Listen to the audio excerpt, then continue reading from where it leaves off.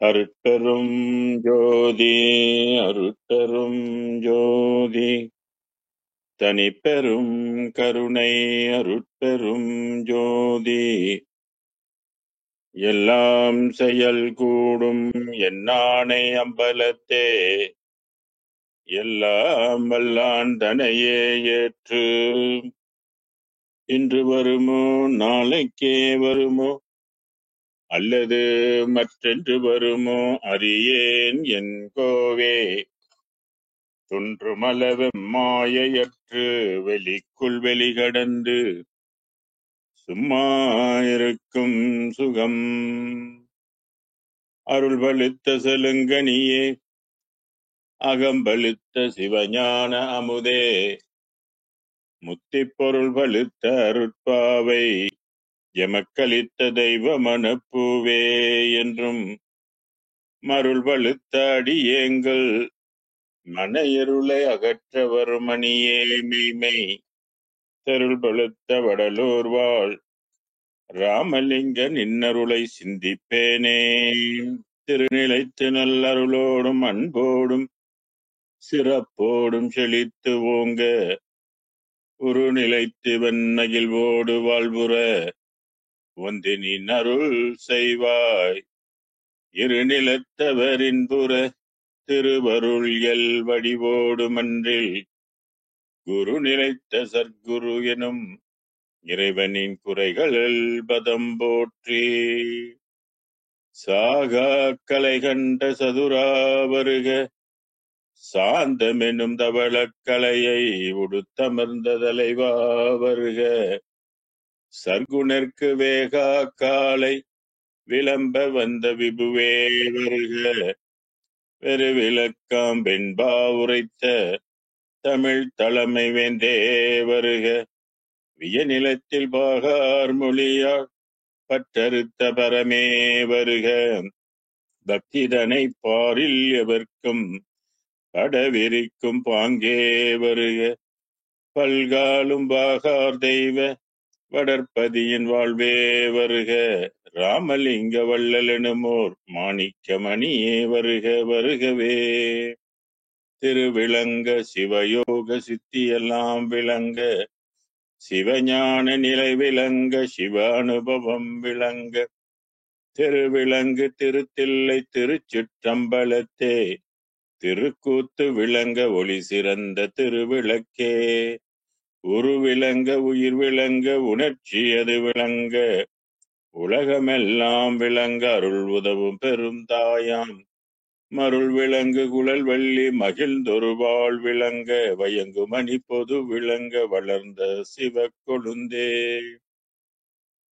அன்பெனும் பிடியுலகப்படும் மலையே அன்பெனும் குடில் புகும் அரசே அன்பெனும் வளைக்குட்படும் பரம்பொருளே அன்பெனும் கரத்தமரமுதே அன்பெனும் கடத்துள் அடங்கிடும் கடலே அன்பெனும் உயிர் ஒளி அறிவே அன்பெனும் அணுவுள் அமைந்த பேரொளியே அன்புருவாம் பர சிவமே அருட்பெரும் ஜோதி அருட்பெரும் ஜோதி தனிப்பெரும் கருணை அருட்பெரும் ஜோதி குருவே சரணம் குருவே துணை அருளே சரணம் அருளே துணை. இணையம் வழி இணைந்திருக்கின்ற எல்லா சன்மார்க்க அன்பர்களுக்கும் இனிய மாலை வணக்கங்கள். எல்லா நலமும் வளமும் பெற்று வாழ அருட்பெரும் ஜோதியின் திருவடியை பிரார்த்திக்கின்றேன்.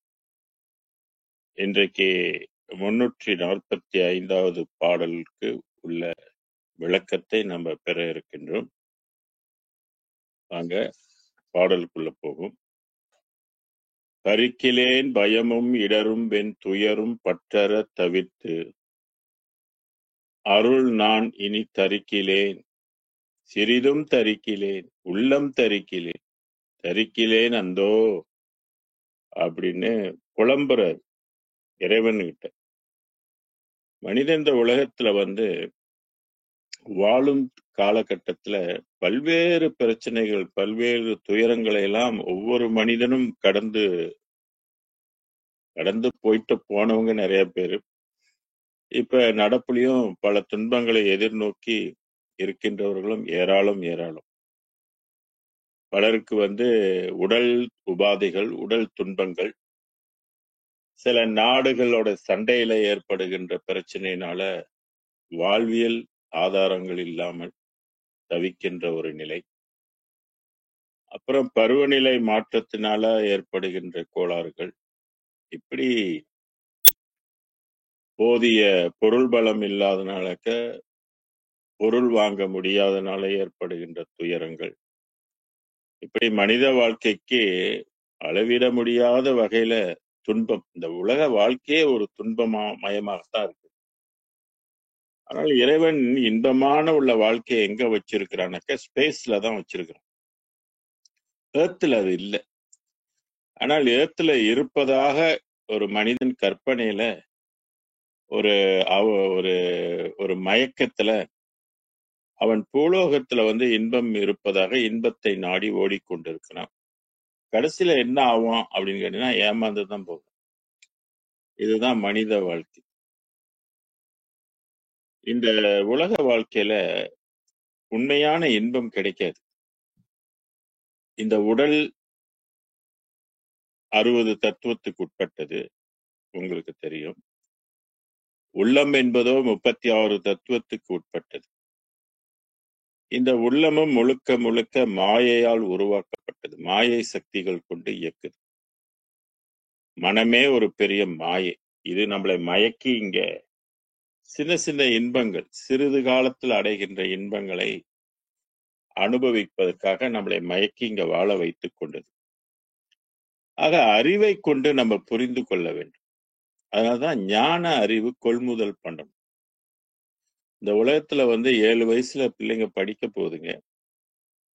அதுக்கப்புறம் அங்கிட்ட ஒரு 20 ஆண்டுகள் வரைக்கும் எல்லாம் படிக்கிறாங்க. பல்வேறு படிப்புகளை படிச்சுட்டு வராங்க. ஆனால் படிக்க வேண்டியதை படிக்கிறாங்களா என்பதுதான் கேள்வி. படிக்க வேண்டியது எதுன்னு கேட்டீங்கன்னாக்க ஞான கல்வி. இது நம்மளுடைய சித்தர் பெருமக்கள்லாம் நிறைய ஞானங்களை நமக்கு கொடுத்திருக்கிறாங்க. விண்வெளி ரகசியங்களை பற்றிலாம் நமக்கு எடுத்து சொல்லியிருக்கிறாங்க. இந்த வாழ்க்கை நிலையில்லாததை பற்றி சொல்லியிருக்கிறாங்க. 5 புலன்களும் பொய் என்று திருவள்ளுவர் நமக்கு குறிப்பிட்டிருக்கிறார். ஆக இதெல்லாம் தெரிஞ்சு கூட மனிதன் இன்னும் இந்த உலகத்துல வாழணும்னு ஆசைப்பட்டுக்கிட்டு போராடி கொண்டு வாழ்ந்து கொண்டு இருப்பான். தேட வேண்டியதை அவன் தேடலைன்னாக்க அந்த வாழ்க்கை ஒரு கேள்விக்குறியாக இருக்கும். அதனாலதான் இந்த உலக வாழ்க்கை என்பது உண்மையிலே இன்பமான வாழ்க்கையா அப்படின்னா கிடையாது. இது முழுக்க முழுக்க துன்பமயமானது. அந்த துன்பத்தை ஒரு நாள் தாங்கிக் கொள்ளலாம், 2 நாள் தாங்கிக் கொள்ளலாம், அல்ல 1 மாசம் தாங்கிக் கொள்ளலாம், ஒரு 2 மாசம் தாங்கிக் கொள்ளலாம். 6 மாசமே விடுங்களேன், தாங்கிக் கொள்ளலாம். அல்லது 1 வருஷமே தாங்கிக் கொள்ளலாம்னு வச்சுக்கோமே. ஆனா எந்த நேரம் பார்த்தாலும் ஒண்ணு போனா ஒண்ணு, ஒண்ணு போனா ஒண்ணு, ஒண்ணு போனாவே வந்துகிட்டே இருந்தாக்க நம்மளால தாங்கிக் கொள்ள முடியுமா? தாங்கிக் கொள்ள முடியாது. ஒரு வெறுப்புகள் நமக்கு ஏற்படும். வெறுத்தாலும் வேற வழி இல்லை, நம்ம வாழ்ந்துதான் ஆகணும். அதுபோல வள்ளல் பெருமானுக்கு அவருக்கு என்னென்னலாம் அவர் தாங்கிக் கொள்ள முடியல, அதனாலதான் தரிக்கிலேன்னு சொல்றாரு. என்னால தாங்க முடியல, என்னால பொறுத்து கொள்ள முடியல அப்படின்றதுதான் தரிக்கிலேன் அப்படின்னு சொல்றது. எது எது அவரு தாங்கிக் கொள்ள முடியல அப்படின்னாக்க பயமும் அப்படின்னு சொன்னார். வள்ளல் பெருமான் அடிக்கடி எதுக்கு பயப்படுவாரு அப்படின்னு கேட்டீங்கன்னா மரணத்துக்கு ரொம்ப பயப்படுவார். எங்கேயாவது சாவுன்னு மோளம் அடிச்சா கூட அவர் காதுல விழுந்துச்சுனாக்கா பயம் வந்துடும் அவர். ஏன்னாக்கா அவருடைய லட்சியம் மரணம் இல்லாத பெருவாழ்வு வாழணும்னு எதிர்பார்த்துக்கிட்டு இருக்கிறார். அது இயல்பையிலே அவருக்கு இறைவன் அந்த ஒரு உணர்வை ஊட்டிட்டான் போல. அதனால சின்ன வயசுலயே அவருக்கு அதை பற்றி ஒரு சிந்தனை ஏற்பட்டு. இது எல்லாருக்கும் ஏற்படுமா இயற்கையில அப்படின்னு கேட்டா எல்லாத்துக்கும் ஏற்படாது. பயம் இருக்காது. மனிதனுக்கு பொதுவா மரணத்தை பற்றி பயப்படுவதே மனிதன் கிடையாது. அந்த அளவுக்கு அவனுடைய மயக்கி வச்சிருக்குது இந்த மனம். இப்ப 39B ட்ரக்ஸ் எல்லாம் எடுத்துட்டு போனா இவ்வளவு அளவுக்கு மேல போனா தூக்கு தண்டனை அப்படின்னு அரசாங்கம் சட்டம் போட்டிருந்தாலும் கூட ஏன்னா பயப்படுறாங்களா? அது தூக்கு தண்டனைக்கு போறவன் அதை தொழிலாக விற்பனை செய்து கொண்டுக்கிறோம், இருக்கத்தான் செய்றோம். பிடிபட்டு கொண்டு தான் இருக்கிறோம். தண்டனைகளை அனுபவித்துக் கொண்டு தான் இருக்கிறோம். அவனுக்கு பயம் கிடையாது. அது மாரி எவ்வளோ ஒரு தேவையற்ற செயல்களை எல்லாம் சட்டத்துக்கு விரோதமானவங்களெல்லாம் செய்யும்போது, புடிச்சானாக்க அத நம்ம மாட்டிக்குவோம் அப்படின்ற ஒரு பயம் வந்து பெருவாரியான மக்களுக்கு இருப்பதில்ல. அதுதான் குற்றச் செயல்கள் வந்து மிகுந்திருக்கு. அதுலயும் நம்ப பையங்களா சொல்லவே வேண்டாம். சிறு பான்மையாக இருந்தாலும், அங்க உள்ளுக்கு இருக்கிறவருடைய பெர்சன்டேஜ பார்த்தா கூட இருக்கும். அதனால தான் இப்ப சாதாரண மனிதனுக்குரிய பயம் வந்து வேறு. இப்ப வள்ளலார் போன்றவங்களுக்குள்ள பயம் வந்து என்ன ஏற்படும் அப்படின்னு கேட்டீங்கன்னாக்க, அவருக்கு வந்து இந்த மரணம் என்ற ஒரு பயம் எந்த நேரத்திலும் வரலாமே, அது மனிதனை ஆட்கொண்டு விடுமே, நம்மளுடைய லட்சியம் வீண்பட்டு போகுமே அப்படின்னு சொல்லி எப்போதுமே அந்த விஷயத்துல வந்து அவர் பயந்து இருப்பாரு. இறைவனும் அவருக்கு சொல்லுவாரு, "நீ பயப்படாத, பயப்படாதன்னு" அவருக்கு வந்து தேற்றுவார். "நான் இருக்கிறேன் உள்ளுக்கு, நீ ஏன் பயப்படுற?" அப்படின்னு. "இல்ல, இல்ல, இல்ல, இல்ல எனக்கு பயமா இருக்குது" அப்படின்னு சொல்லுவாரு. அதனால தான் இந்த பாடல்ல வந்து அவருடைய அனுபவத்தை இங்கே நமக்கு சொல்லுகின்றார். "இந்த பயம் என்னை வந்து போட்டு வாட்டுது. அதனால எனக்கு இனிமேல பொறுத்துக் கொள்ள முடியாது. தரிக்கிறேன். இந்த பயம் எனக்கு பயமா இருக்குது" அப்படின்னு சொல்றாரு. அடுத்து என்ன சொல்றாருன்னா, இடரும். இடர் என்பது இடைஞ்சல் அப்படின்னு எடுத்துக்கொள்ளலாம். இடறுதல் என்பது துன்பப்படுதல் அப்படி. தடைகள் அப்படின்னு எடுத்துக்கொள்ளலாம். இடரும் பல தடைகள் வரும். ஒரு முயற்சி, ஒரு காரியத்தை நம்ம செய்யும்போது, அது வந்து இடர் இல்லாமல் இருக்காது. தடை இல்லாமல் இருக்காது. ஏதாவது வந்து தடை செய்யும். அது சில பேருக்கு வினை வசத்தாலும் அந்த தடைகள் ஏற்படலாம். சில பேருக்கு பொறாமையினாலும் அந்த தடைகளை ஏற்படுத்தலாம். இல்ல நம்மளுடைய போதுமான கவனக்குறைவானாலும் நமக்கு தடைகள் ஏற்படும். இப்படி பயம் ஒரு பக்கம் வாட்டும், ஒரு பக்கம் இடர்கள், தடைகளும் நம்மளுக்கு வந்து காட்டும். அடுத்து என்ன சொல்றாரு? "வெண் துயரும்" அப்படின்னு சொல்றாரு. வெண் துயர். துயர்னாலே துன்பம்னு அர்த்தம். வெண் துன்பம்னாக்கா பொல்லாத துன்பம். மனித வாழ்க்கையில வந்து எல்லாருமே இன்பத்தை தான் விரும்புவாங்க. துன்பம் வந்து விரும்ப மாட்டாங்க. ஆனால் எப்படியோ ஒரு சூழ்நிலையில ஒரு மனிதனுக்கு வந்து பொல்லாத துயரம் வந்துரும். இப்ப ஒரு உடன் பிறந்தவர்கள், அன்புக்குரியவர்கள் நம்மளை விட்டு பிரிந்தாலும், அது பொல்லாத ஒரு துயரத்தை உண்டு பண்ணும். கவலையை ஏற்படுத்தும். அதான் இங்க சொல்றாரு பெருமான். பயம், 2வது இடர், 3வது வெண்துயர். பற்றற தவிர்த்து அருள் புரிய வேண்டும்னு கேட்கிறார்.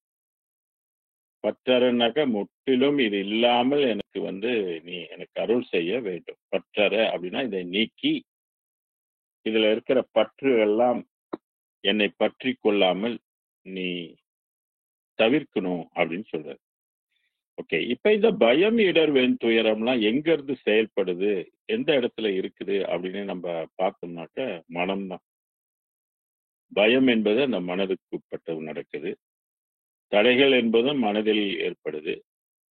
துயர், கவலை என்பதும் மனதுல தான் இருக்கு.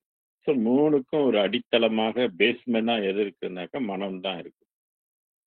அப்ப இந்த மனம் இருக்கிற வரைக்கும் இதெல்லாம் இருக்கும். அஞ்ஞான வெளிக்கு உட்பட்டு இருந்தால் கண்டிப்பாக பயம் இருக்கும், இடர் வரும், துயரமும் ஏற்படுத்தும்.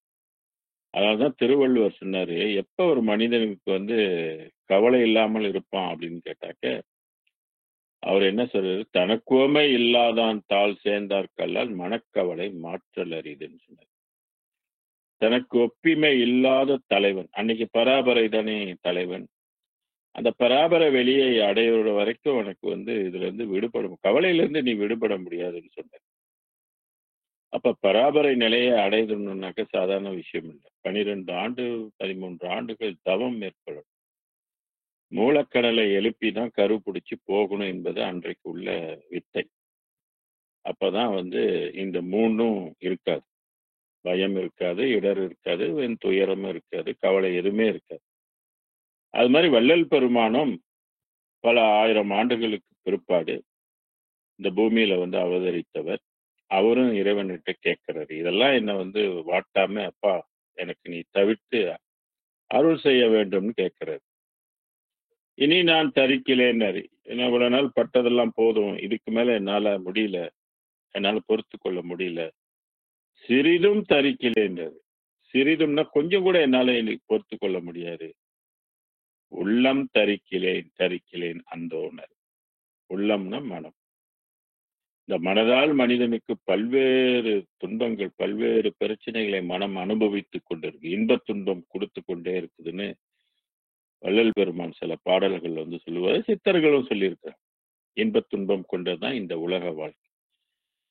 அதாவது உடம்பு வரும் வகையறியீர், உயிர் வகையை அறியீர், உடல் பருக்க உண்டு நிதம் உறங்குவதற்கே அறிவீர், மடம் புகும் பேய் மனத்தாலே மயங்குகின்றேன், மனதை வசப்படுத்தி இடம்பெறும் பொய் வாழ்க்கையிலே இன்பத் துன்பம் அடுத்தே எண்ணி எண்ணி இழக்கின்றீரே ஏழை உலகீர். அப்ப அதனாலதான் இங்க உள்ளம் தரிக்கிலேன் அப்படின்னு சொன்னாரு. 2 சொல்லுவாரு. உள்ளம் தரிக்கிலேன் தரிக்கிலேன் அந்தோ அப்படின்னு. புரிக்கிலேசத்தை அகற்றி இந்த செயல்பாட்டை நீ அகற்றி ஆட்கொள்ளும் பொற்சபை அண்ணலே அப்படின்னு இறைவனை வந்து சொல்றாரு. நீ வந்து ஆட்கொள்ளணும். இது இவ்வளவு காலம் நான் பட்ட துன்பமெல்லாம் எனக்கு போதும், துயரமெல்லாம் போதும், இறந்ததெல்லாம் போகணும். இனிமேல இதை வந்து நீ கிளேசம் சொல்வது. இந்த கிளேசத்தை நீ அகற்றி இந்த முறையை நீ மாற்றி அல்லது நீக்கி ஆட்கொள்ளும் பொற்சபை அண்ணலே கரி வரிக்கனேர் மடந்தை பாகன். இறைவன் வந்து பெருங்கருணை உடையவனாக சக்தியின் பாதியாக கொண்டு விளங்குவனாக இருக்கின்றான். மடந்தை பாகனேன் சிவசக்தியாக விளங்குகின்றார். சிவனே, இந்த இடத்துல சிவனே என்பது சைவ சமயம் சொல்லுகின்ற சிவன் அல்ல. இந்த சிவன் வந்து சன்மார்க்க காட்டுகின்ற சிவன். தன்மை வேறுபடும். வள்ளலே சிற்றபை வாழ்வே.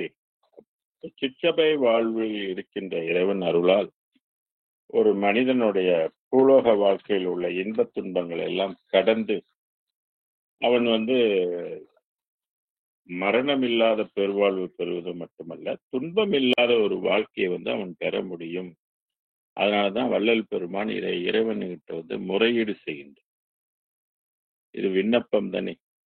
அப்ப விண்ணப்பத்துல வந்து நம்ம கிட்ட என்னென்ன குறைகள் இருக்கின்றது, குற்றங்கள் இருக்கின்றது தெரிஞ்சு அதுல இருந்து விடுபடுவதற்கு இறை துணையை நம்ம வந்து நாடணும். இறை துணை நாடாமல் நம்ம இந்த பூமியில வாழலாம். ஆனா நன்மை பெற முடியாது. மிகப்பெரிய உயர்ந்த நன்மைகள்லாம் இருக்குது, இன்பங்கள்லாம் இருக்குது, அறிவு நிலைகள்லாம் இருக்குது, உணர்வு நிலைகள்லாம் இருக்குது. ஆனால் அதை நாம் பெறுவதற்கு உரியவர்களாக மாட்டோம். எது போல அப்படின்னு கேட்டா மிருகங்கள் போல. இப்ப மிருகங்களும் நம்மள மாதிரிதான் நீ வாழுது இந்த பூமியில. எல்லாம் பண்றது இல்லையா? அந்த மிருகங்கள் வந்து எப்படி அறிவை பெற முடியாதோ, எப்படி பேரின்பத்தை பெற முடியாதோ, நித்திய வாழ்வை பெற முடியாதோ, அது மாதிரி மனிதனும் வந்து ஆறறிவு பெற்று இந்த உடம்பை பெற்று இறைவன் கொடுத்த இந்த வாழ்க்கையை வந்து தேட வேண்டியதை தேடாமல் அவன் மிருகம் போல் இழந்துவிடும். இதுதான் பதர் என்று சொல்வார்கள். அந்த வாழ்க்கை வந்து பதர் போன்ற வாழ்க்கையாக போய் சரி இதுதான். அப்ப நம்ம வந்து இறைவன்கிட்ட வேண்டிக் கொள்ளும். இந்த துயரத்துல இருந்து நம்ம விடுபடுவதற்கு முயற்சி செய்யும். துயரன்னு தெரிஞ்சுக்கிட்டு இதுலயே கடந்துக்கிட்டு இதுலயே உழப்பிக்கிட்டு நம்ம இருக்க முடியாது. இதுக்கு தீர்வு ஒண்ணு தேடுனாதான் மனிதன். அதான் அருளியல் சொல்றது. ஆன்மீகம்னா இதுக்கு தான் வந்துச்சு. இதுல இருந்து என்ன பண்றது? கடவுள் நம்மள அந்த மாதிரி போட்டு விட்டான்.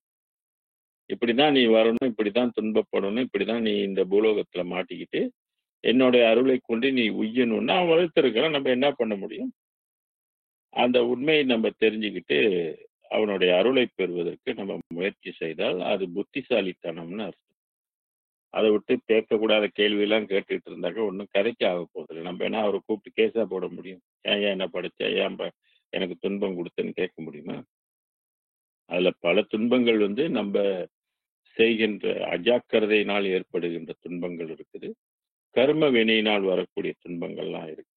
அப்ப நம்ம பண்ணுனது நம்மளை வந்து ஆட்டிப்படை ஓகே, அடுத்து சிவ தரிசனம் என்ற பாடல்ல 374வது பாடல். பாவி மன குரங்காட்டம் பார்க்க முடியாதே.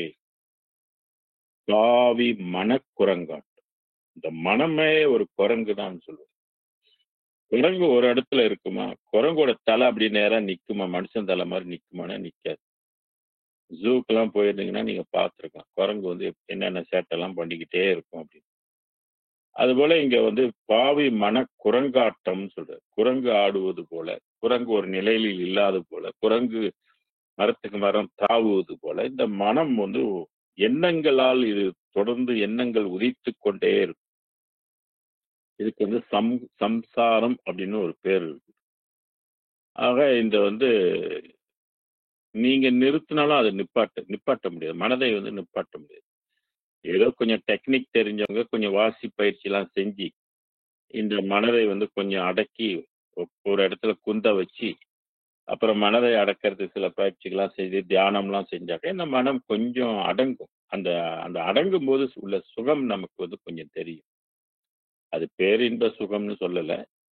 இருந்தாலும் அந்த மனம் வந்து கான்ஷியஸ் டு இன்னர் கான்ஷியஸ்க்குள்ள டைவர்ட் பண்ணும்போது இந்த மனதுல உதிக்கின்ற எண்ணங்கள் குறைந்து மனம் அலைப்பாய்வது குறைந்து கொஞ்சம் சார்ந்த நிலையை நம்ம வந்து உணர முடியும். அட்லீஸ்ட் இதை இந்த லெவலுக்காவது மனிதன் பெற்றுக்கொள்வதே பெரிய விஷயம். அதனாலதான் தியான மார்க்கங்கள் வந்து மனிதனுடைய மன அமைதிக்கு உந்துகோலாக இருக்கும்.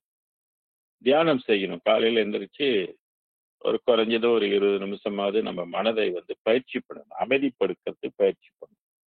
இதுவே காலப்போக்கில் செஞ்சுக்கிட்டே வந்தாக்க இது ஒரு விதமான ஒரு மனப்பயிற்சி ஆகும். மனதில் ஓட்டங்கள் வந்து குரங்காட்டெல்லாம் குறைஞ்சிரும். தெளிவாக இருக்கக்கூடிய நிலையை உண்டு பண்ணும். மேலும் அந்த மனதில் வந்து நம்ம நினைக்கிறது வந்து கைகூடும். இதெல்லாம் சாதாரண மனித செய்யக்கூடிய கான்ஷியஸ் லெவல்ல இருந்து செய்யக்கூடிய தியானங்கள் வந்து அவங்களுக்கு பயனை கொடுக்கும். ஆனால் மனதை உருக்க முடியாது. வெறும் தியானத்தால் மனதை உருக்க முடியாது. மனதை உருக்க வேண்டும் என்றால் சித்தர்கள் எல்லாம் 12 ஆண்டு மூலக்கணலை எழுப்பி மனதுக்குள்ளபடி வச்சுதான் அதை உருக்குனாங்க, அதை கடந்தாங்க. அப்ப நம்ம ஒரு நாள்ல மனதை கண்ணை மூடிட்டு கடந்து போக முடியுமா? சாத்தியமே கிடையாது. அதனால்தான் அருட்பெருஞ்சோதி ஆண்டவர் வந்து நம்ம மனதுக்குள்ள வந்து அவர் உட்காரணும்.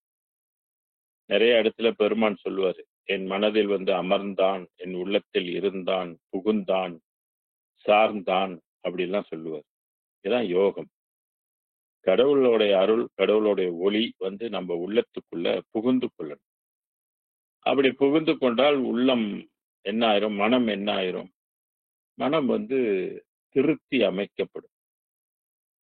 வள்ளல் பெருமானுடைய மனதை இறைவன் திருத்தி கொடுத்ததாக 692வது பாடல்ல வந்து சொல்லு, என் உள்ளத்தை தன்னுள்ளமாக்கி அப்படின்னு சொல்லுவார். அப்பதான் இந்த குரங்காட்டெல்லாம் அத்து போகும். அங்க அங்க வேலையே இல்லை. மனம் உருகிடுச்சுனாக்கா அந்த அந்த குரங்காட்டெல்லாம் அங்க இருக்குமானாக்கா இருக்காது. ஸோ நமக்கு வந்து இதை புரிஞ்சு கொள்ளணும். அதனாலதான் இங்கே பாவி மன குரங்காட்டம் பார்க்க முடியாதே. பார்க்க முடியாதே அப்படின்னு சொன்னாக்க இது உள்ளுக்கு இருந்து என்னென்னலாம் ஆட்டி படைக்குது அப்படின்றத நம்ம கண் கொண்டு பார்க்க முடியாது. அப்படி ஒரு பொருளா எடுத்துக்கலாம். ஏன்னா இந்த மனம் என்பது நம்ம கண்ணுக்கு வந்து புலப்படும். இதுவரையில எந்த கருவிகரணங்களுக்கு கூட எட்டாத ஒன்று. எத்தனையோ கருவிகள் கண்டுபிடிச்சு எவ்வளவு தூரத்துல இருக்கிற கேலக்சி எல்லாம் கண்டுபிடிக்கிறாங்க. எத்தனையோ கிரகங்களை வந்து கண்டுபிடிக்கிறாங்க. அது எத்தனையோ கோடி மைல்களுக்கு அப்பால் இருக்குது. அதெல்லாம் கண்டுபிடிக்கிறதுக்கெல்லாம் என்னென்னமோ உருப்பெருக்கி கண்ணாடியெல்லாம் கண்டுபிடிச்சிருக்கிறாங்க. ஆனா நமக்குள்ள இருக்கிற ஒரு சாதாரண இந்த மனதை வந்து இதுவரையில கண்டுபிடிக்க முடியல. அதுக்குரிய கருவிகளும் இன்ன வரைக்கும் அறிவுக்கு வந்து எட்டல. இப்படி ஒரு கண்ணுக்கு புலப்படாத 36 தத்துவத்துக்குட்பட்ட இந்த மனம் போட்டு நம்மளை ஆட்டி படைத்து கொண்டு இருக்குது. அதனால்தான் இதை வந்து இதனுடைய குரங்காட்டம் பார்க்க முடியாதே அப்படின்னு சொல்லு. பதி வெறுத்தேன் அப்படின்னு சொல்றாரு. மற்ற தெய்வங்களை எல்லாம் நான் வந்து வெறுத்தேன், நான் வணங்கவில்லை. சிறு தெய்வங்களை எல்லாம் நான் ஒதுக்கி விட்டேன். எனக்கு அருள் செய்யக்கூடிய அருட்பெருஞ்சோதியை மட்டும்தான் நான் நினைக்கிறேன். மற்றதெல்லாம் வெறுத்தேன் அப்படின்னு சொல்றாரு. பதி வெறுத்தேன். அடுத்து நிதி வெறுத்தேன். நான் காசு பணம் ஆசைப்படல. கோடீஸ்வரனா ஆகணும், லட்சாதிபதியா ஆகணும் அப்படின்றதுக்கு பணம் இருக்கணும் இல்லையா? பணம் சம்பாதிக்கணும் இல்லையா? அதனால அந்த நிதியை நான் வெறுத்தேன் அப்படின்னு சொல்றாரு. அவரு காலத்துல வந்து பல பேர் பணம்லாம் கொண்டு கொடுப்பாங்க, தட்சிணையாக கொடுப்பாங்க. சில காரியங்கள் சித்திச்சு வச்சுன்னு கொண்டாந்து பணம் கொடுப்பாங்க. சில காசை எடுத்துக்கிட்டு நல்லதுக்கு பயன்படுத்துவாரு. ஏழைங்களுக்கு கொடுப்பாரு. இல்லாதவங்களுக்கு கொடுத்து உதவிச்சு. ஆனா சில காசுங்களெல்லாம் கிணத்துல விட்டேன், மேட்டுல தூக்கி போட்டேன்னு சொல்றாரு. பாவக்காசு. இஸ்லாம்ல சொல்றாங்க இல்லையா? இனி ஹராம், ஹலால் அப்படின்னு பிரிச்சு வச்சிருக்காங்க இல்லையா? அது மாதிரி அவர் கையில வந்தனே பாவக்காசு எதுன்றது அவருக்கு உணர்த்திரும். அதனால அந்த காசெல்லாம் இனிமேல தூக்கி எறிஞ்சிடணும். இதெல்லாம் பயனே படக்கூடாது அப்படின்னு சொல்லிட்டு அப்படிலாம் பெருமானுடைய வாழ்க்கையில சொல்லப்பட்டிருக்குது, பார்த்திருக்கிறோம், எழுதியிருக்கிறேன். அதனால நிதி வெறுத்தேன் அப்படின்னு சொல்றாரு. பற்று அனைத்தும் தவிர்த்தேன். பற்று அனைத்தும் 3 விதமான பற்றுகளுக்கு உட்பட்டவன் தான் மனிதன். அது மண்ணாசை, பெண்ணாசை, பொருளாசை, பற்றுகள் அப்படின்னு சொல்றது. இந்த 36 தத்துவத்துக்குள்ள இந்த 3 ஆசைகள் எல்லாம் இருக்கும். பற்று, மண்ணாசை, பெண்ணாசை, பொருளாசை. இதை தவிர்க்கணும் அப்படின்றதுக்கு தான் சட்டி உடைக்கும் போது 3 பொத்தலை போட்டு சித்தம் போ சிவலோகம் போ சித்தம் சிவலோகம்னு இறந்த பின் நடக்கிற சடங்குகளை வந்து இதை நாம் பார்க்கலாம். இதெல்லாம் செய்யறதுனால பற்று போயிடுமா? உயிரை விட்டு பற்று போயிடுமானா போகாது. அதனாலதான் வழியில சடங்கெல்லாம் வேண்டாம்ப்பா, அருளை பெற முயற்சி பண்ணுங்க. எவ்வளவு காலத்துக்கும் சடங்கு செஞ்சு இப்படியே காட்டிட்டு ஓட்டிட்டு இருக்க போறீங்க அப்படின்னு கேட்பாரு. அதனால பற்று அனைத்தும் தவிர்ந்தேன் அப்படின்னு சொல்றாரு. அப்ப எனக்கு மண்ணாசை இல்லை, பொன்னாசை இல்லை, பொருள் ஆசையும் எனக்கு இல்லை, எந்த ஆசையும் எனக்கு இல்லை அப்படின்னு. ஆவி உடல் பொருளை உண்பார் கொடுத்தேன். இங்கே இறைவனை அடைய வேண்டும் என்றால் உடல் பொருள் ஆவியை வந்து நம்ம இறைவன்கிட்ட கொடுக்கணும் அப்படின்னு ஒரு ஒரு தகவல் வந்து இந்த 6ஆம் திருமுறைக்குள்ள பல்வேறு இடத்துல இருக்கு. ஆவின்னா உயிர், உடல்னா உங்களுக்கு தெரியும் உடம்பு, பொருள் என்ன பொருள் அப்படின்ற ஒரு கேள்வி இருக்கு. மெய்ப்பொருளா பொய் பொருளா? சரி, இது 3ஐயும் எடுத்து கடவுள் என்ன பண்ண போறாரு? என்னோட உடம்பு எடுத்துட்டு அவர் என்ன சொல்ல போறாரு? என்னோட உயிரை எடுத்துக்கிட்டு அவர் என்ன பண்ண போறாரு? உன்பார் கொடுத்தேன். அப்படி எப்படி கொடுத்தாரு? எங்க கொடுத்தாரு? எப்படி கொடுக்கணும்? இந்த மாதிரி தகவல்லாம் வந்து கிடையாது. இல்ல. விரிவாக இல்ல. கொஞ்சம் பட்டும் படாம ஒரு சில இடத்துல வந்து ஒரே ஒரு பாடல்ல வந்து இருக்குது. என்னன்னா, தருநெறியெல்லாம் உள் வாங்கும் என்று சமரச என்றோர் பேர் தனிப்பேர் கொண்டோங்கும் திருநறிக்கை சென்று பாரு திருச்சிற்றம்பல திருநடஞ்சூர். தரு நெறி எல்லாம் உள் வாங்கும். நீ கொடுத்தால் அது உள்ளுக்கு வாங்கி கொள்ளும் அப்படின்ற ஒரு தகவல் மட்டும் இருக்குது. அப்ப இது வந்து என்னுடைய பார்வையில் இது வந்து சூட்சம பொருளாக இருக்கு. அதாவது ஆவி உடல் பொருளை உண்பார் கொடுத்தேன். இந்த மாதிரி உடல் பொருள் ஆவியை வந்து கொடுக்கணும்னா எந்த உடல், எந்த ஆவி, எந்த பொருள் அப்படின்றது ஒரு கேள்வி இருக்குது. அது வந்து மூலாதாரத்தில் உள்ள பொருளை குறிக்கிறதாக இருக்கணும் அப்படின்றது என்னுடைய கருத்து. ஏன்னா புற உடலெல்லாம் எடுத்து இறைவன் என்ன பண்ண போறாரு? அவர் தானே எல்லாத்தையும் மாற்றி அமைக்கணும். ஏன்னா காம சுகங்கள் தற்சுதந்திரமின்மையில வந்து தேக சுதந்திரம், போக சுதந்திரம், ஜீவ சுதந்திரம்னு 3 சுதந்திரம் இருக்கு. இந்த 3 சுதந்திரனையும் வந்து விட்டாதான் இறைவனுடைய அருள் கிடைக்கும் அப்படின்றது பெருமான் உரைநடை பகுதியில சில இடத்துல குறிப்பிட்டிருக்கிறது விண்ணப்பங்கள். இதையும் இந்த பாடலையும் நம்ம இணைத்து பொருள் எடுத்தால் அது சிறப்பாக இருக்கும். அதனால உடல் பொருள் ஆவி என்பது வந்து கொடுப்பது என்பது நம்ம வந்து போக சோத்தரை வந்து கைவிடும். போகம் உள்ளவங்களுக்கு வந்து இது கிடைக்காது. மெய்ப்பொருளை அறிவதோ, கடவுள் தன்மை பெறுவதோ, பிறப்பை ஒழிப்பதோ சாத்தியமில்லை. அதனால காமாந்தகரத்தை விட்டு கருதுமினோன்னு சொல்லுவார். மறுபெண் ஆசையை மறக்கவே வேண்டும், உன்னை மறவாதிருக்க வேண்டும் என்றெல்லாம் படிச்சிருப்பார். இந்த மாதிரி நிறைய காம இச்சைகளை வந்து இது உள்ளவங்களுக்கு இது சாத்தியம் இல்லை. அதனால யோகமாந்தருக்கு காலம் உண்டாகவே உரைத்தேன் என்று சொல்லுவார். அருட்பேர் ஆசை மயமாகி உன்னை அடுத்து முயல்கின்றேன். இதுல ஒரு நல்ல விஷயத்த சொல்லிட்டு இருக்கிறேன். முயல் என்பது முயற்சித்தல் அப்படின்னு ஒரு பொருள். எந்த ஒரு விஷயத்துக்கும் முயற்சி வேணும். இப்ப பிள்ளைங்க படிக்குது, அதுங்க நாளைக்கு டாக்டர் ஆகணும், இன்ஜினியர் ஆகணும், பைலட் ஆகணும், இப்படிலாம் ஒரு ஒரு லட்சியம் கொண்டு இருக்கும், ஆம்பிஷன். அதுக்கு முயற்சி வேணும் இல்லையா? அது மாதிரி ஒரு ஓட்டப்பந்தயத்துல நான் ஒரு சாம்பியனா ஆகணும்னாக்கா அந்த ஓட்டப்பந்தயத்தை ஓடி முடிக்கிறதுக்குரிய ஒரு பயிற்சி இருக்கணும் இல்லையா? முயற்சி இல்லைன்னா எப்படி முடியும்? பயிற்சி இருந்தால் அது முயற்சி இருக்கும். முயற்சியே இல்லைனாக்கா எப்படி டார்கெட்டை அடைய முடியும்? அதுபோல அடுத்து அப்படின்ற ஒரு சொல்லை பயன்படுத்துறது. அடுத்துன்னா தொடர்ந்து அப்படின்னு அர்த்தம். இப்ப சில பேர் சில காலம் வரைக்கும் தான் முயற்சி செய்வாங்க. சில காலத்துக்கு முன்னாடி இப்ப விட்டுருவாங்க. அந்த அளவுக்கு பொறுமை இருக்காது. சில விஷயங்கள் நம்ம தொடர்ந்து கடைசி காலம் வரைக்கும் முயற்சியில இருக்கணும். சில விஷயங்கள் சில தேவைகள் ஒரு சில கால முயற்சியில நமக்கு கிடைக்கலாம். அது அற்ப விஷயங்களா கூட இருக்கலாம். ஆனா இது மரணமில்லாத பெருவாழ்வு இல்லையா? அப்ப மரணமில்லாத பெருவாழ்வு உடனே கிடைக்கக்கூடிய விஷயமா அப்படின்னு நம்ம யோசிக்கணும்.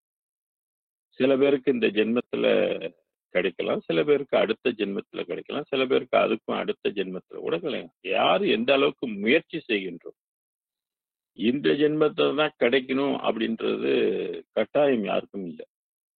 எத்தனையோ சன்மார்க்கிகள் இறந்து போனாங்க, ஆனா முயற்சி செய்தார். நான் என்ன சொல்ல வரேன் அப்படின்னு கேட்டீங்கன்னா, முயற்சி வீண் போகாது. எவ்வளவுக்கு எவ்வளவு அவங்க முயற்சி செஞ்சாங்களோ அந்த முயற்சிகள் எல்லாம் அவங்களுக்கு நிச்சயமாக ஒரு ஜென்மத்துல பயனை தரும்.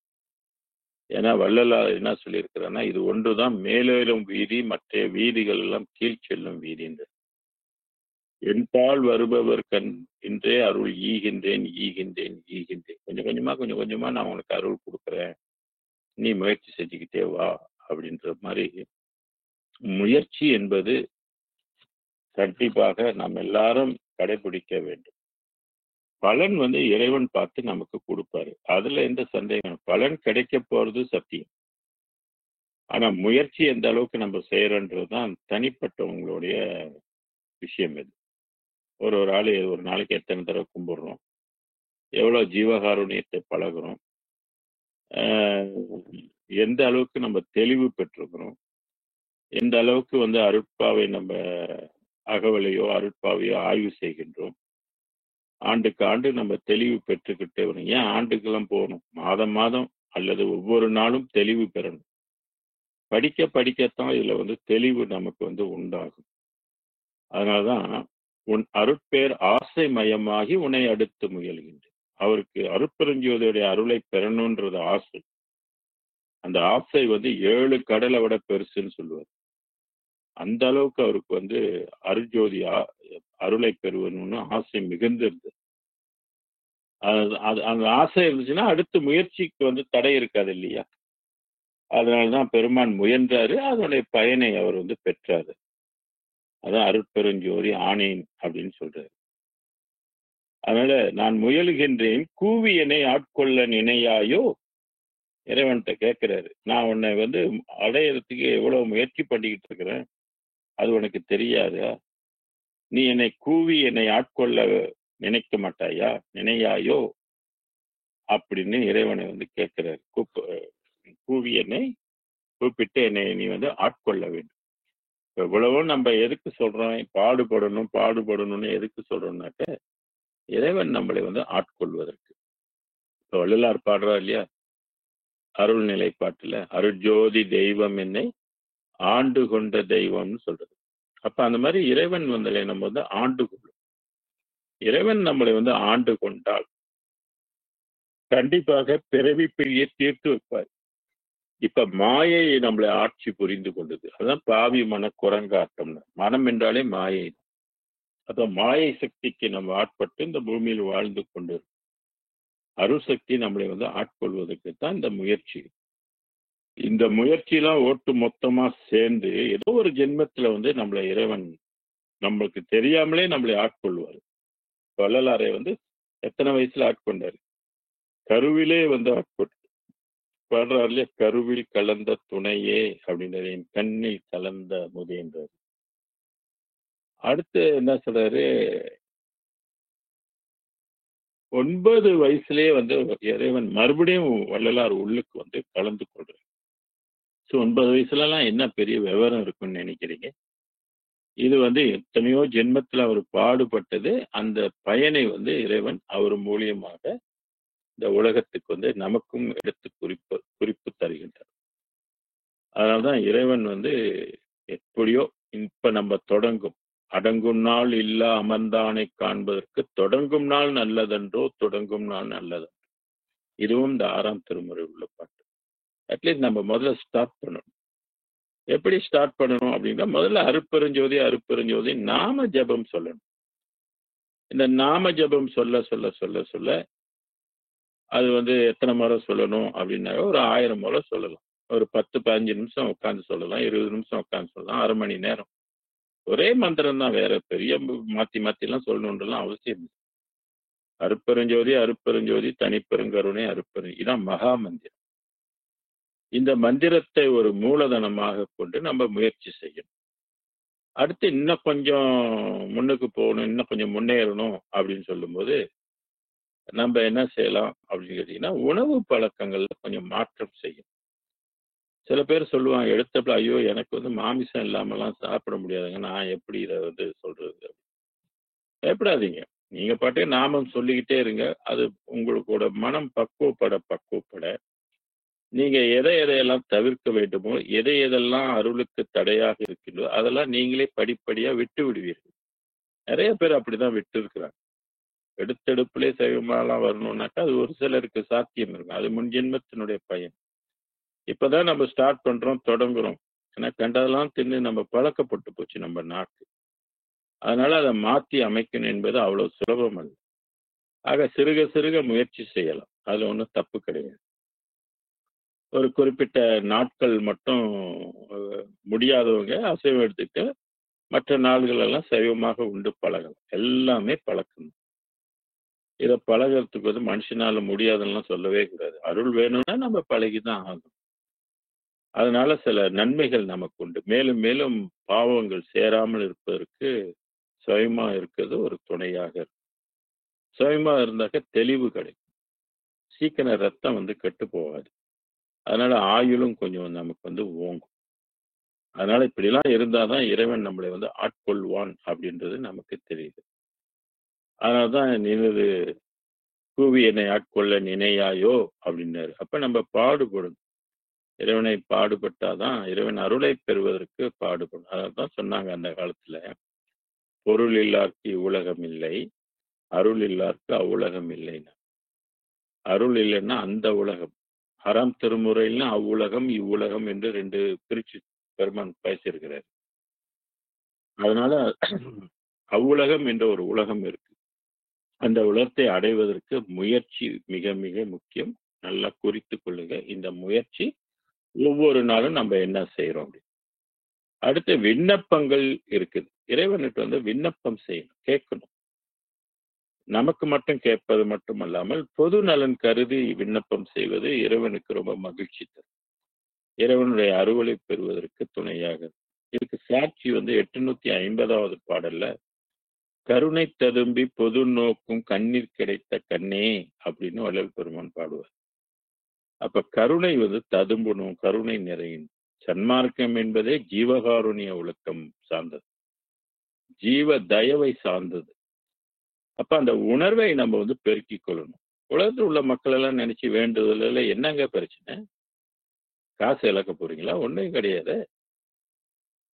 உங்களுக்காகவும் நீங்க வேண்டிக்க போறீங்க. மற்றவர்களுக்காகவும் வேண்டிக்க போறீங்க. இதனால இறைவன் நம்ம மேல ஒரு நல்ல அபிப்பிராயத்தை ஏற்படுத்தும். அது ஒண்ணும் பெரிய சிக்கல்ன்னு சொல்றதுக்கு ஒண்ணுமே இல்லையே. யாரோ எந்த வகையில உறவு அப்படின்லாம் நம்ம சிந்திக்க வேணாம். ஆன்ம நேயம்னு வள்ளல் பெருமான் சொல்றாரு. ஆன்மா வந்து எல்லாருக்கும் ஒரு இடத்துல இருந்து வந்ததுதான்.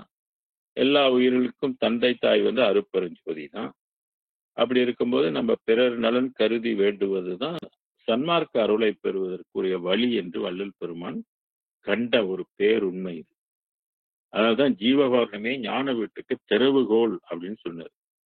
எங்கே கருணை இயற்கையில் உள்ளன, அங்கே விளங்கிய அருட்பெரும் சிவமேன்னு.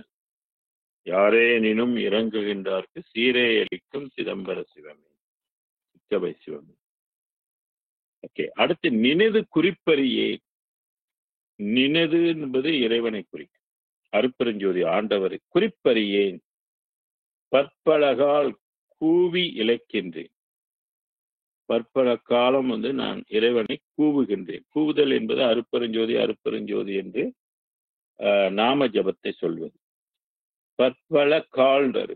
ஒரு நாள் 2 நாள் இல்லை, அவருடைய ஜென்மம் பூராவுமே கடைசி காலம் வரைக்குமே அருட்பெருஞ்சோதி ஆண்டவர் ஆட்கொள்ற வரைக்கும் அவர் அருட்பெருஞ்சோதியை வேண்டிக் கொண்டும் அதை பாடிக்கொண்டும் அதனுடைய திருநாமத்தை ஓதிக்கொண்டும் இருப்பார். அப்ப நமக்கு இதானே வழி. நம்மளும் சும்மா இருக்கிற நேரம்லாம் அருட்பெருஞ்சோதி அருட்பெருஞ்சோதி தனிப்ப மனசுக்குள்ளேயே நம்ம சொல்லிக்கலாம். ஊர் தெரிய, பக்கத்தில் உள்ளவங்களாம் தெரிய கத்தணுன்றதெல்லாம் அவசியம் கிடையாது. உங்களுக்குள்ளே டிவி பார்த்துட்டு இருக்கும்போது கூட மனசுக்குள்ளேயே நீங்க அருட்பெருஞ்சோதி அருட்பெருஞ்சோதி, சமைக்கும் போதும் அருட்பெருஞ்சோதி அருட்பெருஞ்சோதி சொல்லிக்கிட்டே சமைக்கலாம். நீங்க டிராவல் பண்ணும்போது கூட அருட்பெருஞ்சோதி அருட்பெருஞ்சோதின்னு சொல்லிக்கிட்டு இருக்கோம். ஃப்ளைட்ல பறக்குறீங்களா, அங்க நீங்க கீழெல்லாம் இறங்க முடியாது இல்லையா, அப்ப கண்ணை மூடிட்டு அருட்பெருஞ்சோதி அருட்பெருஞ்சோதின்னு சொல்லிக்கிட்டே இருக்கும். ஸோ எப்பெல்லாம் உங்களுக்கு வாய்ப்பு கிடைக்குதோ இந்த மனதை அருட்பெருஞ்சோதியில எப்போதுமே நீங்கள் செலுத்தி கொண்டே இருக்கலாம். வள்ளல் பெருமான் இப்படிலாம் சொன்னாரு. இதை ஒரு நாள் 2 நாள் சில பல கால், பற்பல கால் அப்படின்னு, பற்பல காலமாக. ஆக அவருக்கு சிறு வயதிலே இந்த மந்திரம் அவருக்கு கிடைச்சிருச்சு. அதுக்கப்புறம் 51வது வயது வரைக்குமே அவர் இந்த மந்திரத்தை துணை கொண்டுதான் அவர் இந்த உயர்ந்த நிலையை அருட்பெருஞ்சோதி மயமாக அவர் ஆனாரு. அதனால இதைத்தான் அகவல்ல ஒரு இடத்துல சொல்லுவார். மந்திரம் உள்ள தலைப்புல வரும்போது, வான் பெறற்கு அரிய வகையெல்லாம் விரைந்து நான் பெற அளித்த நாத மந்திரமே அப்படின்னு சொல்லுவார். ஸோ இந்த நாத மந்திரம் அப்படின்னு சொல்றது இதுக்கு முன்பு எந்த வான்ல உள்ளவங்களுக்கும் கிடைக்காத ஒரு அற்புதமான ஒரு நிலை. அதான் வான் பெறற்கு அரிய வகை. அரிய வகை உடம்பு, என்றும் அழியாத உடம்பை தருவதற்கு இந்த நாத மந்திரம் முதல் படியாக நமக்கு கிடைச்சிருக்கு. ஆக இந்த மந்திரத்தை நம்ம மிஸ் பண்ணக்கூடாது. எல்லாருக்கும் சொல்லி கொடுங்க. இதுக்கு எந்த ஒரு தடையும் இல்லை. அதான் நாத மந்திரம், உயர்ந்த மந்திரம் இது. நமச்சிவாய மந்திரத்தை விட, சரவணபவா மந்திரத்தை விட, ஓம் பூம் புவஸ்வக மந்திரத்தை விட, கங்கணபதியே என்ற மந்திரத்தை விட, நாராயணாய நமோ நம என்ற மந்திரத்தை விட, இன்னும் என்னென்ன மந்திரம் இருக்குதோ அதை எல்லாம் விட அதுக்கு ஈடு இணையாக இல்லாத மந்திரம் அருட்பெருஞ்சோதி என்ற மகா மந்திரம். சோ இந்த மந்திரத்தை பற்பலகால் கூவி இழைக்கின்றேன். இழைக்கின்றேன் சொல்றாரு. அது என்ன சாதாரண விஷயமா? இழைத்திருப்பார். எப்போதும் பெருமான் தடித்திருக்க மாட்டார். இழைத்திருக்கவே விரும்புவார். கொளுத்து போக விரும்ப மாட்டார். சிவகாம வள்ளி மகிழும் மணவாளா. தேவி என்றால் சக்தி. சிவகாம வள்ளி என்பதும் தாயை குறிக்கும். மகிழும் மணவாளா, அந்த சக்தியோட சிவமாக அருட்பெருஞ்சோதி ஆண்டவர் இருக்கிற மணவாளனாக இருக்க, சக்தியோட மணவாளனாக இருக்கிற. அது சிவகாம வள்ளி மகிழும் மணவாளா. சக்தி விரும்பக்கூடிய, மதிக்கக்கூடிய மணாளனாக அருட்பெருஞ்சோதி ஒளியாக விளங்குகின்றார். தெருள் நிறை வான் அமுதளிக்கும் தருணம் இதுதானே. தெருள் நிறைவான். தெருள் என்பது தெளிந்த, நிறைவான்பது நிறைவான, வான் அமுதம் என்பது உணவு. இந்த வான் அமுதம் உண்டுதான் வான் உலகத்துக்கு நம்ம போக முடியும். வான் அமுதம் கிடைக்காம சாத்தியம் இல்லை அந்த உலகத்துக்கு நம்ம போவதற்கு. அந்த வளர்ச்சி இருக்காது. எப்படி மண்ணுலகத்துக்கு நம்ம தினமும் 3 வேளை அந்த மண்ணுல விளைந்தது தான் நீ சாப்பிட்றோம். நீங்கள் பழங்கள் சாப்பிட்டாலும் சரி, அது மண்ணுல விளைந்தது. இல்ல காய்கறிகள் சாப்பிட்டாலும் அது மண்ணுல விளைந்தது. இல்ல பூ வகைகள் எதுவும் சாப்பிட்டாலும் அது மண்ணில் விளைந்தது. தண்டு வகைகள் எடுத்தாலும் அது பூமியில விளைந்தது. கிழங்கு வகைகள் எடுத்துக்கிட்டாலும் அது மண்ணில் விளைந்தது. மற்ற அரிசி பருப்பு எந்த வகையில் எடுத்தாலும் எல்லாமே இந்த மண்ணில் விளைந்தது தான் நம்ம உண்டு வாழ்கின்றோம். இந்த இந்த மண்ணில் விளைந்த உணவுகள் மண்ணுக்கு சார்ந்த உடம்பைத்தான் வளர்க்கும். செல்ஸ் பாடியைத்தான் இது உருவாக்கி கொடுக்குமே ஒழிய இது ஒளி உடம்புக்கு வித்தாகாது. இந்த உணவு வந்து ஒளி உடம்புக்கு வித்தாகாது. அது ஒரு குறிப்பிட்ட காலம் வரைக்கும் நம்ம அருள் பெற்று வான் அமுதம் கிடைக்கிற வரைக்கும் இந்த உணவு தான் நம்ம சாப்பிட்டு வாழ்ந்து ஆகணும். விதி. ஒண்ணும் செய்ய முடியாது. ஆனால் அருட்பெரும் ஜோதி நம்மளை ஆண்டு கொண்டு உய்விக்க அவர் விரும்பி விட்டார் என்றால், அவரே அந்த நிறைவான வான் அமுதத்தை வந்து நமக்கு கொடுத்து, அவரே ஊட்டி ஊட்டி வளர்ப்பார். வள்ளல் பெருமானை அப்படிதான் ஊட்டி வளர்த்தது என்றதுக்கு சான்றுகள் 6ஆம் திருமுறையில காணலாம். ஆக இதுலேருந்து நமக்கு சுருக்கமா என்ன புரிஞ்சுக்கணும்னாக்க, மண்ணுலகத்துல நம்ம உள்ள உணவை சாப்பிட்டாக்க கண்டிப்பா இறந்து போய்விடும். விண்ணுலகத்துக்குரிய அமுதத்தை நாம் உண்டால் விண்ணுலகத்து வாசிகளாக நம்ம ஆகலாம். அப்ப நம்ம எப்போதும் மண் உணவையே நம்பி இருக்கக்கூடாது. அதனால்தான் விண்ணுலக உணவு நமக்கு வேண்டும் என்று இறைவனிடத்தை வந்து கேட்கணும். இதுக்குத்தான் பசித்திரு அப்படின்னு சொன்னாரு. பசித்திரு அப்படின்னாக்க இந்த மண் உலகத்தில் உள்ள உணவை உண்பதற்கு நீ பசித்திருன்னு ஐயா சொல்ல வரல. விண்ணுலகத்தில் உள்ள அமுதத்தை உண்ண நீ பசித்திரு அப்படின்னு சொன்னாரு. அதுக்கு பசித்திரு, காத்திரு, கேளு, இறைவனிட்ட கேளு அப்படின்னு சொல்லுவாரு. இன்னொரு விஷயத்தை நான் அந்த தருணத்துல வந்து உங்களுக்கு தெளிவுபடுத்துறேன். இறந்த பின் ஒரு தமிழர்களுடைய சடங்குல வாய்க்கரிசி போடுவாங்க. எல்லாமே நீங்க பார்த்திருப்பீங்க. இந்த வாய்க்கரிசி போனுடைய ரகசியம் என்ன தெரியுங்களா? இந்த விண்ணுலகத்துக்குரிய அமுதத்தை உண்டுதான் நீ போகணும் அப்படின்றது யாருக்கு சொல்றாங்க? போனவங்களுக்கு சொல்லலைங்க. இருக்கிறவங்களுக்கெல்லாம் மறைமுகமாக அந்த காலத்துல யாரோ ஒரு முனிவர் நமக்கு இதை வகுத்து வச்சுட்டு போயிருக்கிறாங்க. நல்ல மனசோட இதெல்லாம் மறந்துடாதீங்கப்பா அப்படின்னு இந்த சடங்குக்குள்ள வச்சிருக்கிறாங்க. ஏன்னா சடங்குக்குள்ள ஏன் வச்சிருக்கிறாங்க? இறந்துட்டா அது உற்றார் உறவினர்கள் எல்லாம் செய்தி கேட்டுன்னு எல்லாரும் போக இல்லையா? சோ அங்க இந்த உண்மையை தெரிஞ்சுக்கணும் அப்படின்றது இதை சடங்குக்குள்ள ஒழிச்சு வச்சிருக்கிறாங்க. இது காலப்போக்கில் இதை எடுத்து சொல்வதற்கு ஆள் இல்லாமல் போனதால இன்னைக்கு வெறும் செயல் திட்டமாவே போயிடுச்சு. அதனுடைய அர்த்தம் வந்து யாரும் சொல்லல. கொஞ்சம் பச்சரிசி எடுத்து அதுல கொஞ்சம் காசு கொடுத்து அவர் வாயில வச்சு அப்புறம் வயிற்றுக்குள்ள போட்டுருவோம். இதெல்லாம் என்ன தத்துவம், என்ன காட்டுது என்பதை நம்ம கொஞ்சம் சிந்தித்து பார்க்கணும். ஆறறிவுள்ள மனிதர் இல்லையா நம்மலாம்? சிந்திக்கக்கூடியவர்களாக நம்ம இருக்கிறோம் இல்லையா? அதனாலதான் இன்னைக்கும் பாருங்க ஏர்போர்ட்டுக்கு போனா எல்லாம் இதுதான் நடக்கும். அப்ப சன்மார்க்கத்துல இருக்கிறவங்களாம் தெரிஞ்சுக்கணும். இது வான் அமுதம் உண்டு தான் போகணும் அப்படின்றதுக்கு இங்க இறப்பு சடங்குல நமக்கு ஒரு பாடம் நடக்குது அப்படின்னு தெரிஞ்சுக்கணும். பொதுவாகவே சடங்குகள் எல்லாமே பாடம் தாங்க. கல்யாணத்திலயும் அப்படித்தான் இருக்குது, இறந்து போனதுலயும் அப்படித்தான் இருக்குது, மற்ற மற்ற 8ஆம் துக்கத்திலையும் எல்லாமே பாடணும். சடங்குகள் எல்லாமே பாடம் தான். யாரு பாடத்தை போய் கத்துக்கிறாப்பெல்லாம் அது என்னமோ இறந்து போறவங்களுக்கு செய்யறதாக இவங்க நினைச்சுக்கிட்டு செஞ்சுக்கிட்டு இருக்கிறாங்க. அவ்வளவுதான். அதுதான் வள்ளலார் சடங்கியல் வேண்டாம், சடங்கெல்லாம் விட்டுடுங்க, செத்து போனா செய்யற சடங்கெல்லாம் விட்டு அருளை பெற முயற்சி செய்யுங்க, இறந்தவங்களுக்காக நீங்க பிரார்த்தனை செய்யுங்க, அவங்க பேர்ல அன்னதானம் செய்யுங்க அப்படின்னு பெருமான் நமக்கு வந்து சொன்னார். ஆக இதுல முக்கியமான 3 அங்கங்கள் நீங்க தெரிந்து கொள்ளணும்.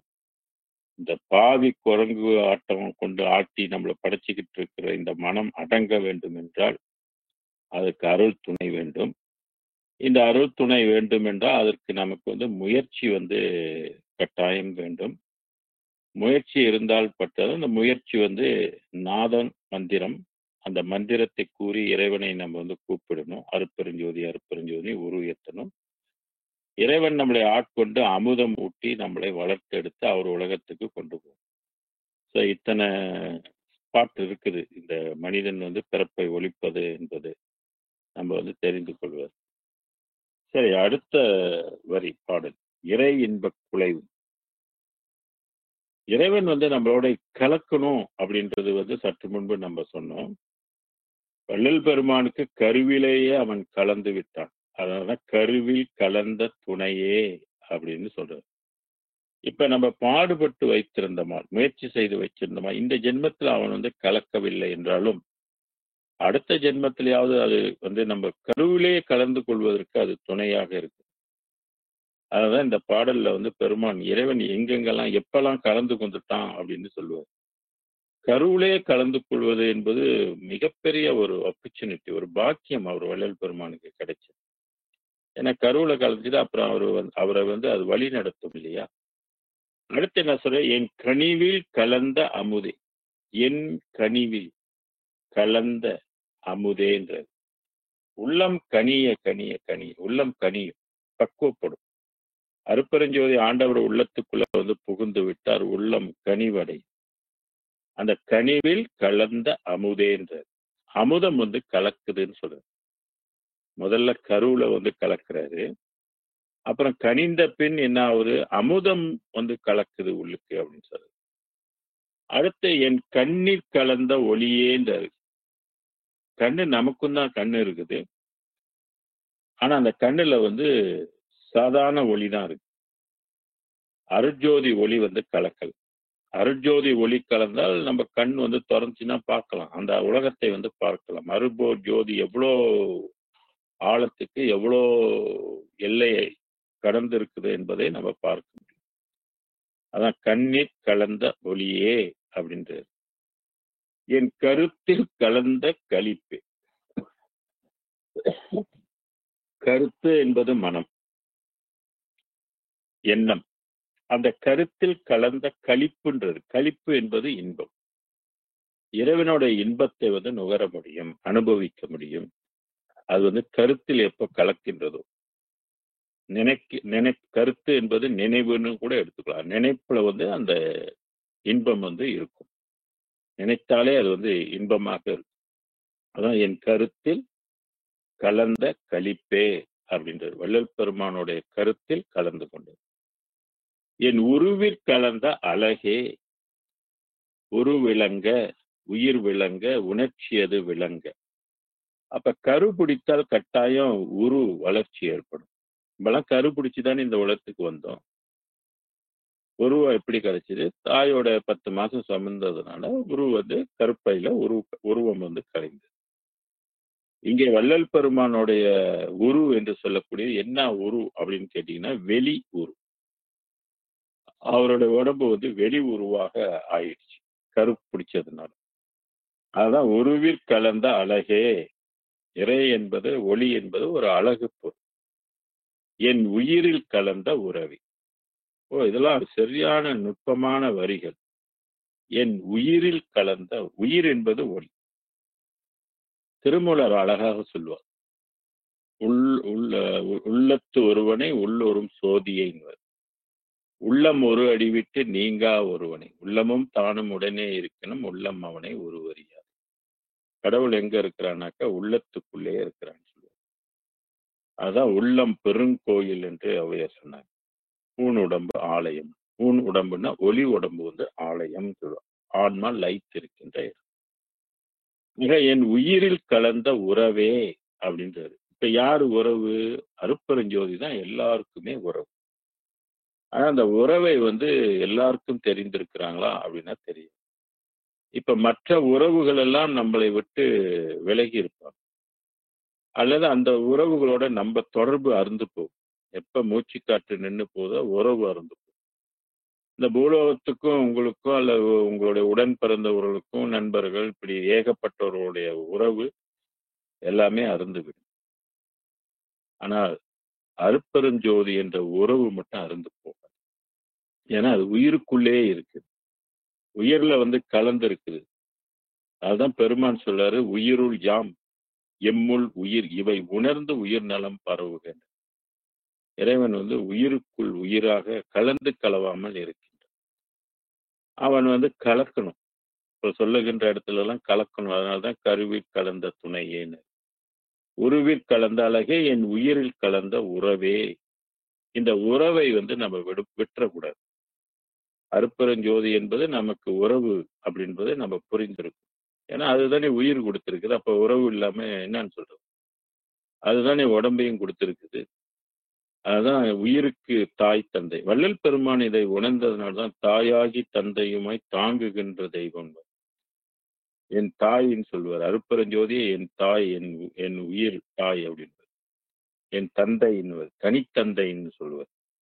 இப்படி தாய் தந்தையாக அந்த ஒளியை வந்து மிகச்சிறப்பாக வள்ளல் பெருமான் வந்து ரொம்ப இலக்கிய நயத்தோடு, கருணை நயத்தோடு அந்த தாயை வந்து புகழ்வார். இதெல்லாம் அகவல்ல கூட நீங்க பார்க்கலாம். அடுத்து என்ன சொல்றாரு? என் உணர்வில் கலந்த சுகமே, உணர்வு உணர்ந்து உணர்ந்து உணரினும் உணரா பெருநிலை அணைந்திட எனக்கே அருளிய தந்தையே. உணர்வாரும் அரும் பொருளேன்னு சொல்லுவார். உணர்ந்தவர்கள் கூட உணர முடியாத கடவுளாக அருட்பெரும் ஜோதி விளங்குகின்றார். ஆக உணர்வில் கலந்த சுகமே, இது ஒரு தனிச்சுகம், சிற்சுகம். அருட்சுகம் ஒன்றே அரும்பெறல் பெரும் சுகம், மருட்சுகம் பிற என வகுத்தமை சிவமே. அகவல் வரியில. ஆக இந்த சுகத்தை நம்மளாம் பெற வேண்டும். வள்ளல் பெருமான் பெற்ற சுகம் நாம் பூமியில உள்ளவங்க எல்லாம் பெற வேண்டும். அதுதான் உண்மையான சுகம். இந்த பூமியில இந்த பெற்றுட்டு இருக்கிற சுகம்லாம் ஒரு சுகம் கிடையாது. இதெல்லாம் பொய் சுகம். ஆக மெய்யான சுகத்தை நம்ம பெறுவதற்கு அருட்பெருஞ்சோதி வழியில அருட்பெருஞ்சோதி ஆண்டவர் தருகின்ற சுகமே நித்திய சுகம். அது வள்ளல் பெருமானோட உணர்வில் கலந்து இருக்கின்றது என்று தெரியுது. கலந்த சுகமே. என்னுடைய ஒருமை பெருமானே. ஏன் அந்த இடத்துல ஒருமை பெருமானேன்னு சொல்றேன்னா, நம்மை ஒருமையாக ஆக்குகின்றவர். இப்பெல்லாம் இருமையாக இருக்கும். உடம்பு வேற, உயிர் வேற, மனம் வேற, புலன் வேற, இப்படி தனித்தனியா இருக்கும். எல்லாம் ஒன்றாக இல்லை. ஆனால் நடம் நமக்குள்ள இருந்து காரியப்பட்டால் எல்லாமே ஒன்னாயிரும். உயிர், மனம், உடம்பு எல்லாமே ஒரே ஒளியாக மாறிவிடும். அதனாலதான் இங்க என்னுடைய ஒருமை பெருமானே அப்படின்னு இருக்கு. தெருவில் கலந்து விளையாடும் சிறியேன் தனக்கே. தெருவில் கலந்து 9 வயசு 384 பாடல கூட இதை சொல்லியிருப்பார். ஆக தெருவில் கலந்து விளையாடும் சிறியேன் தனக்கே. சிறு வயசுலயே இறைவன் நினைத்தால் எந்த வயசுலயும் எதையுமே கொடுக்க முடியும். ஆக இவருக்கு கிட்டத்தட்ட ஒரு 9 வயசுல மெஞ்ஞான சித்தி அளித்த பெருங்கருணை தேவே. மெஞ்ஞானத்தை அளித்த பெருங்கருணை தேவே. தேவேனா இறைவன் அர்த்தம். வள்ளல் பெருமானுக்கு 9 வயசுல இறைவன் பாடுகின்ற திறத்தை எல்லாம் கொடுக்கிறார். அருட்பெருஞ்சோதி ஆண்டவரை பாடுகின்ற திறன் 9 வயசுல எல்லாம் பெருமான் பிச்சு வாங்குறாரு. அதுதான் 5 திருமுறைகள் எழுதியிருப்பார். எல்லாம் அருட்பெருஞ்சோதியாக நினைத்து பாடுறாரு. ஆனா அதுக்கு பிற்பாடு ஒரு உண்மை நிலையை அவர் கடந்து அதுக்கப்புறம் 6ஆம் திருமுறையும் எழுதுவார். அதனால சின்ன வயசுல எனக்கு இருந்த அந்த அறிவு அற்ப அறிவு அப்படின்னு சொல்லுவார். இருந்தாலும் அது ஈடு இணை இல்லை. மற்றவங்களோட ஒப்பிடும்போது அது மிக உயர்ந்த நிலைதான், நுழைந்த அறிவு நிலைதான். ஆக மெஞ்ஞானம் சித்தி அளித்த பெருங்கருணை. மெஞ்ஞான சித்தி அவருக்கு சின்ன வயசுல கிடைச்சிது. ஆனால் பூரணம் இல்லை. கிடைச்சிருக்குது, ஓரளவுக்கு கிடைச்சிருக்குது. அது பூரணமாக அந்த சமயத்தில் இல்லை. அது பூரணமாக இன்னும் அடையலை என்பதற்கு ஒரு 10 பாடல்கள் பெருமான் சான்றாக சொல்லியிருக்கிறார். ஆக சித்தியளித்த பெருங்கருணை தேவே.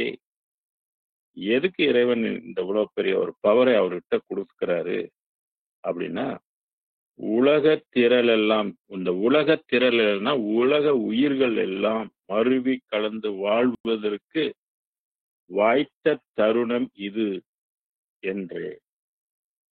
என்ன வாழ்க்கை? பெருவாழ்வு, சிறு வாழ்வு இல்லை. இப்ப பூமியில எல்லாம் நமக்கு வாழ்க்கை ரொம்ப சிறுசு, அற்பம். ஒரு குறுகிய காலத்துல இருந்து மற்றதுல இல்லாமல் போய்விடும். அதுக்குள்ள நோய்வாய்ப்பட்டு முதுமைப்பட்டு இதெல்லாம் பொல்லாத ஒரு நிலை. அந்த மாதிரி ஒரு நிலைக்குட்பட்டு வாழ்வதை விட போறது எவ்வளவு மேல். அதனால உலக திரளெல்லாம் மருவி கலந்து வாழ்வதற்கே. அப்ப அங்கேயும் பாருங்க, அவர் வாழ்க்கையை பற்றி தான் திருப்பியும் சொல்றாரு. இங்க உள்ள வாழ்க்கையை அவர் சொல்ல வரல. இறைவனோடு கலந்து வாழ்வதற்கு. யாரு? உலக திரள் எல்லாம், இந்த உலகத்தில் உள்ள உயிர்கள் எல்லாம் மனிதனாக வருவதற்கு எவ்வளவு பாடுபட்டிருக்கு தெரியுங்களா? எத்தனை ஜென்மங்கள், எத்தனை கோடி யுகங்கள் கடந்துதான் மனித ஜென்மம் கிடைக்குது. புல்லாகி பூடாய் புழுவாய் மரமாகி பல்மிருகமாகி பறவையாய் பாம்பாகி கல்லாய் மனிதராய் பேயாய் கணங்களாய் வல்லரசுராகி புலிவராய் தேவராய் செல்லாய் தாவர சங்கமத்துள் எல்லா பிறப்பும் பிறந்திழைத்தேன் எம்பெருமான். மெய்யே உன் பொன்னடிகள் கண்டு இந்து வீடுற்றேன். திருவாசகத்துல நீங்க படிச்சிருப்பீங்க. அது மாதிரி இங்கே வந்து இத்தனை இதை கடந்து தான் வந்து மெய் திருநிலையை வந்து மாணிக்கவாசகர் வந்து அடையிறார். அதுபோல இந்த உலகத்தில் உள்ள உயிர்கள் எல்லாம் பராபரை அடைய வேண்டும் என்பது சித்தர்களுடைய கோரிக்கை. ஏன்னா அன்றைக்கு அதுதான் டெஸ்டினேஷன், அதுதான் முடிவான எல்லையாக காணப்பட்டது, அறியப்பட்டது, தெரிந்து கொள்ளப்பட்டது. ஆனால் 19ஆம் நூற்றாண்டுல பெருமான் ராமலிங்க சுவாமிகள் இந்த உலகத்துக்கு வந்த பிற்பாடு நிலைமை வந்து மாறி போச்சு. டெஸ்டினேஷன் வந்து மாறி போச்சு. அந்த பராபரை உலகத்தையும் கடந்து இன்னொரு உலகம் இருக்கு. அதுதான் நித்திய உலகம், அதுதான் நித்திய வாழ்வு, அதுதான் உண்மை வாழ்வு, அதுதான் பேரின்ப வாழ்வு. மற்றதெல்லாம் அனித்தியம் அப்படின்னு சொல்லப்பட்டிருக்கு. இது புதிய தகவல் நமக்கு. கண்டதெல்லாம் அனித்தியமே, கேட்டதெல்லாம் பழுதே, கற்றதெல்லாம் பொய்யே, கழித்ததெல்லாம் வீணேன்னு. உண்டதெல்லாம் மலமே, உட்கொண்டதெல்லாம் குறையே, உலகியலீர் இதுவரையும் உண்மை அறிந்தில்லை. அப்ப பாருங்க, 19ஆம் நூற்றாண்டு வரைக்கும் உண்மை வெளியே வரல. வள்ளல் பெருமான் மூலமாக தான் ஒரு உண்மை இந்த உலகத்துக்கு வந்து வழங்கப்படுது. அப்ப வள்ளல் பெருமானை சாதாரணமா நினைக்க முடியுமா? 10 நினைக்க முடியுமா? இதோடைய தனித்துவம், இவருடைய அறிவின் தனித்துவம், இவருடைய நிலையின் தனித்துவம், இவருடைய உணர்வின் தனித்துவம், இவருடைய ஆற்றலின் தனித்துவம் எல்லாம் தனி தெரியணும் இல்லையா? அதனாலதான் தனித்திரு அப்படின்னு சொன்னாரு. அழிகின்ற உலகத்துக்கு மீண்டும் போக வேண்டாம், அழியாத உலகம் ஒன்று இருக்குது, தனி உலகமாக இருக்குது. அதனாலதான் தனிப்பெரும் ஜோதினாரு, தனிப்பெரும் வெளின்னு சொன்னாரு. அங்கேதான் இருக்கும் தனிப்பெரும் அமுதமும் கிடைக்கும். ஆக அதை உண்டு இந்த உலகத்தில் உள்ள உயிர்கள் எல்லாம் கலந்து வாழ்வதற்கு வாய்த்த தருணம்னாரு. எப்ப 19ஆம் நூற்றாண்டு தான் வாய்க்குது. அப்ப அது வரைக்கும் பொய் உலகத்துக்கு தான் போகணும் என்பது தலைவிதி. அந்தந்த காலத்துல பிறந்த மனிதனுக்குரிய தலைவிதி பொய் உலகத்துக்கு போகணும் அப்படின்றது விதி. அதுதான் ஞானம்லாம் இருக்குது, ஞானம்லாம் பெற்றிருக்கிறாங்க, எல்லாம் பெற்றிருக்கிறாங்க. அவங்களும் வந்து இதுதான் உண்மை வாழ்வுலாம் சொல்லி இருக்கிறாங்க. எல்லாம் மறுப்பதற்கு ஒன்றும் இல்லை, சான்றுகள் எல்லாம் இருக்கு. இருந்தாலும் அந்த ஒளி உடம்புக்கும் மரணம் வரும் என்பது வள்ளல் பெருமான் தருகின்ற புதிய தகவல், எச்சரிக்கை. அதனாலதான் சன்மார்க்கத்துல எல்லாம் லட்சியம் வச்சு நீங்க வீண் போவாதீங்க. அன்னைக்குள்ள காலம் அந்த இடத்துக்கு போகணும், அதனால போனாங்க. ஆனா இன்றைக்கு அந்த காலம் இல்லை. இன்னைக்கு நீங்க உண்மையான உலகத்துக்கு போவதற்கு இறைவன் வந்து கருணை கொண்டு அந்த வாய்ப்பை வந்து வழங்குகின்றார். அதனால்தான் சிற்றபையில் பொற்சபையில் புகும் தருணம் இதுவே அப்படின்னு சொன்னார். இதற்கு முன்பு அந்த உலகத்துக்குள்ள யாரும் போனதில்லை, ரிசர்வ் செய்யப்பட்டிருந்துச்சு. அந்த ரிசர்வ் செய்யப்பட்டு எத்தனையோ கோடி காலங்களுக்கு பிற்பாடுதான் கடந்த 19 நாட்டில் தான் வள்ளல் பெருமானுக்கு முதலாக அந்த உலகம் வந்து கிடைக்குது. அதனால்தான் பெருமான் நமக்கு இந்த உண்மையை வந்து நமக்கு சொல்லணும். நம்மளாம் பெரிய நிலை வாழ்வு பெறணும், நித்திய வாழ்வு பெறணும், ஒளி உடம்பு பெற்றும் இறந்து போகக்கூடாது மற்றவங்க மாதிரி அப்படின்னு எச்சரிக்கை கொடுத்துதான் ஆடாது சற்றும் அசையாது வேறொன்றை நாடாது பொய் உலகை நம்பாது என்றார். சன்மார்க்க சங்கத்தை சார்பின்னு கூப்பிட்டாரு. அதனால உலகத் திரளெல்லாம் அருவி கலந்து வாழ்வதற்கு வாய்த்த தருணம் இது என்றே வாயே பறையாய். அந்த காலத்துல எல்லாம் ஒரு விஷயத்த சொல்லணும்னாக்க பறை அடித்து தான் சொல்லுவாங்க. பறையர் அப்படின்னு பேரு. அப்படின்னா ஒரு இறப்பு செய்தியோ இல்லை ஏதாவது ஒரு முக்கிய பொது நிகழ்ச்சி செய்தியோ அவங்க வந்து இந்த பறை அடித்துக்கிட்டு போவாங்க. பறை அடிச்சுன்னா எல்லாரும் வீட்டில் உள்ளவங்கலாம் வெளியில வந்து என்ன பறை அடிக்கிற சத்தம் கேட்குது, என்ன செய்தி அப்படின்னு வெளியில வருவாங்க. அன்னைக்கெல்லாம் ரேடியோ கிடையாது, டிவிலாம் கிடையாது, வாட்ஸ்அப்லாம் கிடையாது, வாய்ஸ் மெயில்ஸ்லாம் இது அனுப்ப முடியாது. இன்னைக்கெல்லாம் நம்ம ஒரு விஷயம் அனுப்பணும்னாக்க வாய்ஸ் மெயிலில் வந்து அனுப்பி விட்டுறோம். அவங்க வந்து எப்போ தட்டி கேட்டு தெரிஞ்சுக்கலாம். ஆனால் இன்றைக்கு உள்ள வளர்ச்சி நிலை அல்லது ஒரு புதுமையான நிலைகள்லாம் அன்றைய காலகட்டத்தில் 19ஆம் நூற்றாண்டுல இருந்துச்சா அப்படின்னா இல்லை. அப்ப பறை அடித்து தான் ஒரு விஷயத்தை வந்து சொல்லுகின்ற மார்க்கம் இருந்ததுனால இங்கே வாயே பறையாய் அப்படின்னு சொல்றாரு. என்னுடைய வாக்கு, என்னுடைய வாய் இதை வந்து பறையாய் அறைகின்றேன் அப்படின்னு சொல்றாரு. பறைசாற்றுகின்றேன், நீங்களாம் கேட்டுக்கொள்ளுங்க அப்படின்றத இந்த தகவலை நமக்கு வந்து தராரு. என் தாய் கருணை வளர்த்தாள். இந்த இதை சொல்வதற்கு யாருடைய வளர்த்தால், யாருடைய அதிகாரத்தால் நான் இதை சொல்லுகின்றேன் என்றால் என் தாய் கருணை வளர்த்தாளேன்னு சொல்லுது. அதோடைய அனுக்கிரகத்தால், அதனுடைய ஆசியால், அதனுடைய விருப்பத்தால், அதனுடைய உரிமையால் நான் உனக்கு சொல்லுகின்றேன் அப்படின்னு சொல்றாரு. என்ன சொல்ல வர்றாரு? மருவி கலந்து வாழ்வதற்கு வாய்த்த தருணம் இது என்று. ஆக அன்பர்கள் எல்லாம் இதை புரிந்து கொள்ளணும். கடவுள் நமக்கு ஒரு நல்ல வழியை காட்டுறாரு. இவ்வளவு நாள் எத்தனையோ கோடி ஜென்மங்கள் நம்ம இந்த பூமியில இங்கேயே சுத்திக்கிட்டு கிடக்குறோம். எவ்வளவு நாளைக்கு தான் இன்னும் சுத்திக்கிட்டு, எவ்வளவு நாளைக்கு தான் இந்த மனித பிறப்பு எடுத்துக்கிட்டு இருக்குது. அத்தன் எத்தனை எத்தனை எத்தனோ, அன்னை எத்தனை எத்தனை அன்னையோ, பெண்டீர் எத்தனை எத்தனை பெண்டீரோ, பிள்ளை எத்தனை எத்தனை பிள்ளையோ, இன்னும் எத்தனை எத்தனை ஜென்மமோ, மூடனாய் அடியேன் இன்னும் அறிந்திலனேன்னு பட்டினத்தார் சொல்லுவார். அதுபோல முடி சார்ந்த மன்னரும் மற்றுள்ளோரும் முடிவில் ஒரு பிடி சாம்பலாய் மண்ணாவது கண்டு இன்னும் இந்த படி சார்ந்த வாழ்வை நினைப்பதல்லால் அம்பலவாணர் அடி சாய்ந்து உய்ய அறிவார் இல்லையே அப்படின்னு பட்டினத்தார் புலம்புவார். உய்யுவதற்கு இந்த மக்களுக்கு என்ன வரமாட்டேனதே அப்படின்னு சொல்லி. அதில் அன்பர்கள் இதை நன்கு புரிந்து கொண்டு நாமும் இந்த உலகத்தில் மீண்டும் மீண்டும் பிறவி எடுக்காமல் பிறப்பெனும் பேதமி நீங்க சிறப்பெனும் செம்பொருள் காண்பது அறிவு என்று வள்ளுவர் சொன்னது போல, அன்றைக்கு 10 அறிவை கொண்டு அவர்கள் அறிந்தார்கள். இன்னைக்கு 12வது அறிவை கொண்டு பிறப்பை ஒழித்துக் கொள்வதற்கு இந்த பிறவியை நாம் பயன்படுத்திக் கொள்ள வேண்டும் என்று கேட்டுக்கொண்டு அடுத்த வாரம் மீண்டும் சந்திப்போம். நன்றி, வணக்கம், வாழ்க. அருட்பெரும் ஜோதி அருட்பெரும் ஜோதி தனிப்பெரும் கருணை அருட்பெரும் ஜோதி. இன்னொரு செய்தி உங்களுக்கு சொல்லினேன். வருகின்ற 8வது மாசம் 4ஆம் தேதி ஆடி அமாவாசை அன்னதான விழா வருது. நம்மளுடைய ஆண்டு விழா அது. இந்த ஆண்டு 31 ஆண்டாவதாக இந்த விழா பாபநாசத்தில் நடைபெற இருக்கின்றது. ஆக இந்த பாபநாசத்துக்குரிய அன்னதானம் செய்து அதனுடைய பெரும் புண்ணியத்தையும் நீங்கள் பெற்றுக்கொள்ள வேண்டும். இதற்கு முன்பு நிறைய உதவிகள்லாம் செய்து இந்த அன்னதானத்தை சிறப்பாக நடத்தி முடித்திருக்கின்றோம்.